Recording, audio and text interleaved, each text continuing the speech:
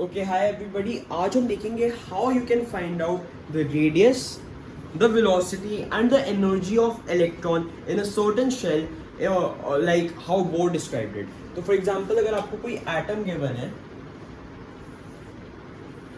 And अगर आपको कहा है कि सेकेंड शेल में इलेक्ट्रॉन की वेलोसिटी फाइंड करो तो आप कर पाओगे.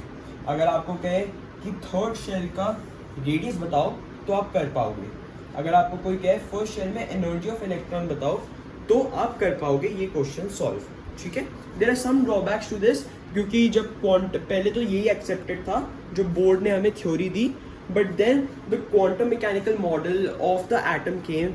उसके बाद थ्योरी लाइक उससे पहले थ्योरीज आई कि इलेक्ट्रॉन जो है इट इज़ ऑल्सो शोइंग और पोजेसिंग अ वेव नेचर. ठीक है, तो ये सारी थ्योरीज जो हैं वो हो जाती है, लाइक बोर्ड की थ्योरीज डिस्प्रूव हो जाती हैं, बट अभी भी हम इन्हें पढ़ते हैं और यूज़ करते हैं. So without any delay let's get started.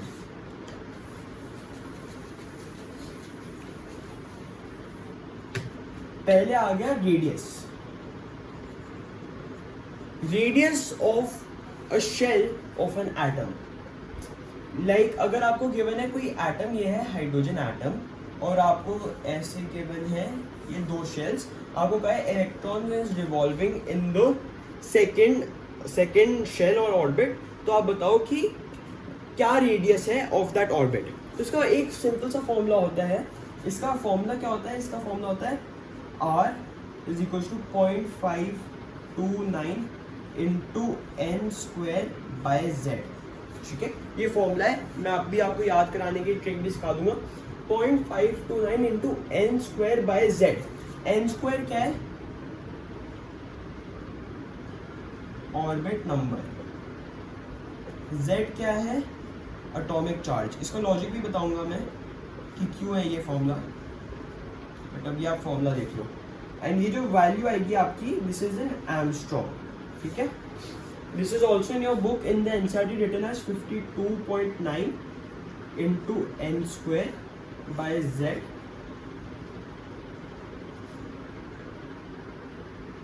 But 52.9 किसमें है? वो है पिकोमीटर में. यूनिट है पिकोमीटर, उसमें यूजुअली एंगस्ट्रॉम के ऊपर क्वेश्चंस आते हैं, तो इसलिए 0.529 into n square by z हमने रखी है.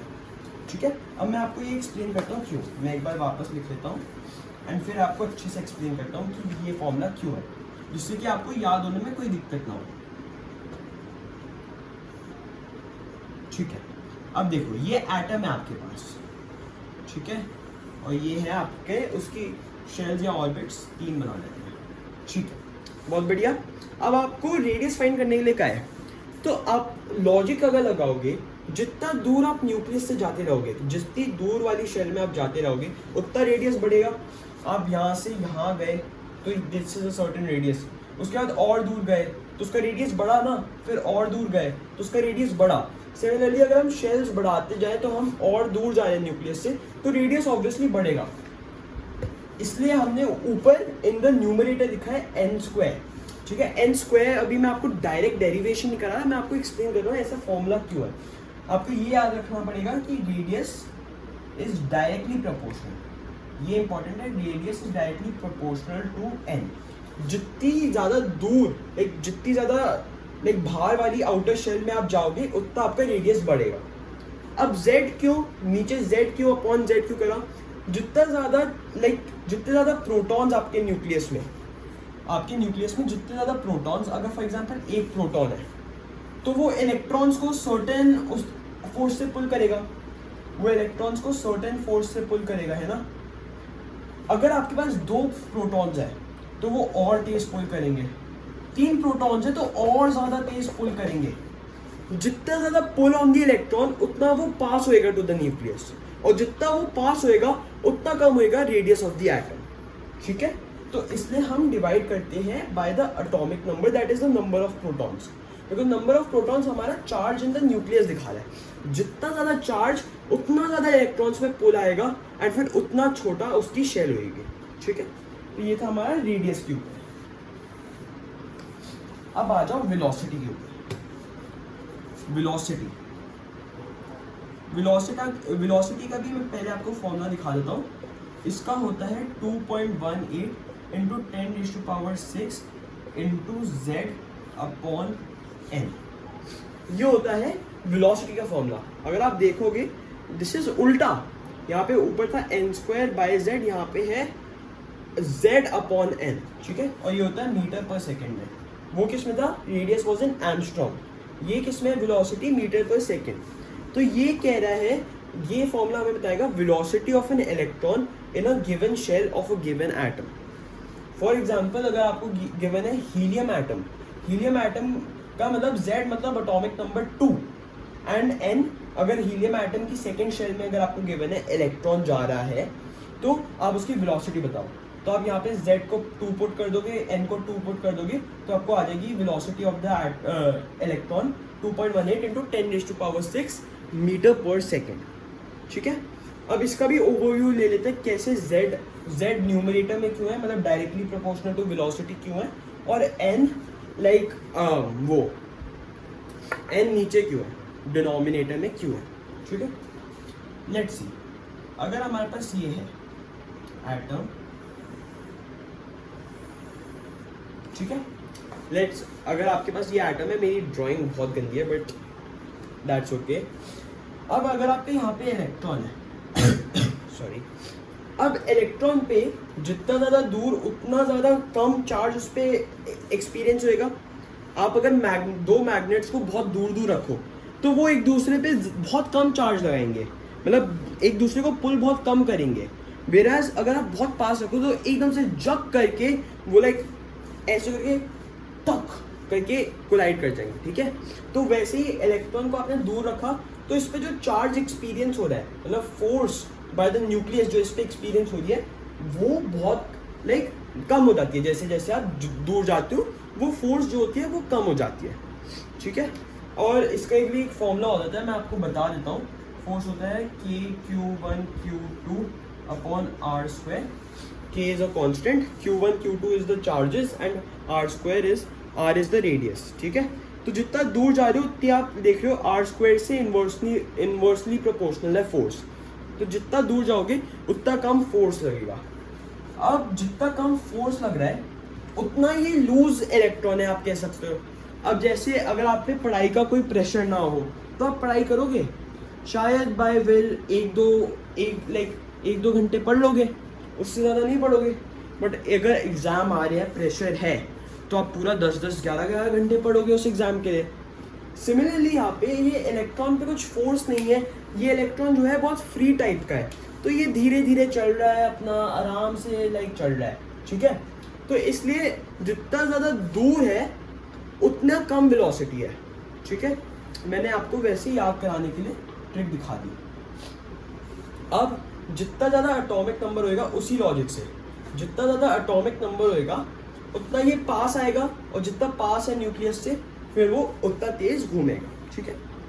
ये मैंने आपको वेलोसिटी का भी फॉर्मूला बता दिया है। अब नेक्स्ट आ जाते हैं एनर्जी पे। एनर्जी ऑफ इलेक्ट्रॉन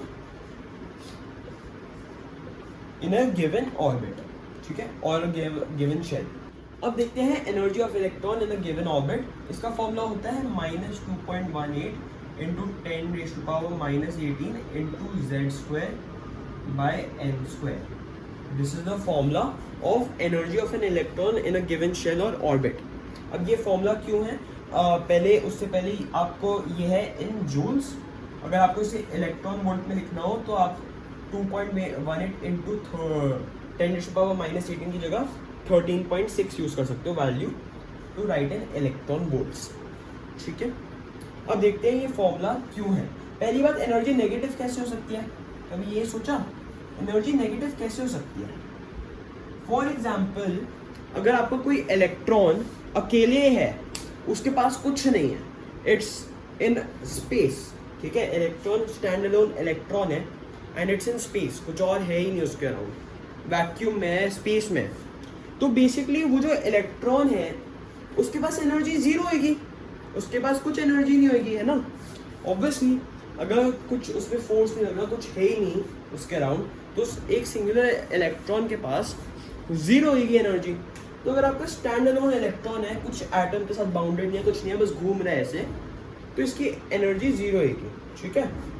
बट अब एक एटम आया और एटम ने इसने अपने पास लिया, ऐसे इलेक्ट्रॉन को इसने अपने पास लिया, ठीक है, इलेक्ट्रॉन को इसने अपने पास लिया। तो यहाँ पे अब ये इसके साथ अटैच हो गया, इस न्यूक्लियस के साथ ये इलेक्ट्रॉन जो है ये अटैच हो गया है, मतलब इसकी एनर्जी जो है वो नेगेटिव में जाएगी। नेगेटिव एनर्जी का मतलब अब एनर्जी लगेगी इसे फ्री अप करने के लिए, ठीक है। अब इस जितनी एनर्जी नेगेटिव में है इसके पास, उतनी पॉजिटिव एनर्जी लगेगी इसे फ्री अप करने के लिए। थोड़ा बहुत समझ आ रहा है? अगर आपका अलग से एक इलेक्ट्रॉन घूम रहा है, उसकी एनर्जी है कुछ नहीं, जीरो। अब न्यूक्लियस आया, उसने इलेक्ट्रॉन को अपने पास पुल कर लिया, न्यूक्लियस आया उसने अपने पास इलेक्ट्रॉन को पुल कर लिया, ठीक है। अब वो इस एटम में बाउंडेड हो गया। अब क्या होएगा, एनर्जी लगेगी टू फ्री। एनर्जी अब ये कंज्यूम करेगा, ये इलेक्ट्रॉन एनर्जी कंज्यूम करेगा, जिससे कि इसकी एनर्जी वापस जीरो हो जाए। हम इस एटम को एनर्जी देंगे इस इलेक्ट्रॉन को फ्री करने के लिए, और उस फ्री करने के बाद इस इलेक्ट्रॉन की एनर्जी हो जाएगी जीरो। तो जीरो से पहले उसकी एनर्जी क्या है, नेगेटिव में। थोड़ा बहुत समझ आया? ये अब गिविंग एनर्जी, इलेक्ट्रॉन की एनर्जी जीरो बनाने के लिए। इलेक्ट्रॉन की एनर्जी फिर नेगेटिव में होगी ना, अगर हमें उससे एनर्जी देनी पड़ रही है उसकी जीरो बनाने के लिए एनर्जी, तो नेगेटिव में होगी उसकी एनर्जी, ठीक है। आई होप आपको समझ आया होगा। तो इसलिए नेगेटिव में, ठीक है। अब समझते हैं Z²/n² क्यों, ठीक है। यहाँ पे है आपका न्यूक्लियस, यहाँ पे है एक इलेक्ट्रॉन, यहाँ पे है दूसरा इलेक्ट्रॉन, ठीक है। पहले ये बताओ किसको ज़्यादा एनर्जी लगेगी फ्री करने में? ऑब्वियसली इसको। क्यों? क्योंकि ये न्यूक्लियस के ज़्यादा पास है, ये ज़्यादा फोर्स एक्सपीरियंस कर रहा है, तो ज़्यादा एनर्जी इसे देनी पड़ेगी, जिससे कि इसका ये जो न्यूक्लियस के साथ ये जो वो है फोर्स जो है वो ब्रेक हो जाए, ठीक है। तो इसे ज़्यादा एनर्जी देनी पड़ेगी फ्री अप करने के लिए। तो जितना पास वो न्यूक्लियस के, उतनी ज़्यादा एनर्जी देनी पड़ेगी आपको। तो जितना छोटा n, मतलब जितनी छोटी शेल, मतलब जितनी पास शेल, उतनी ज़्यादा एनर्जी। तो लाइक अगर शेल 1 में है ये, तो ज़्यादा एनर्जी देनी पड़ेगी, शेल 2 में है थोड़ी कम देनी पड़ेगी, ठीक है। एंड जब भी सबसे इनर मोस्ट शेल में होता है, it is in its ground state, ठीक है। इनर मोस्ट शेल में its electron is said to be in its ground state, ठीक है। तो यहाँ पे ग्राउंड स्टेट ऑब्वियसली इसकी एनर्जी नेगेटिव में है, नेगेटिव में समथिंग है, आराम से बैठा हुआ है।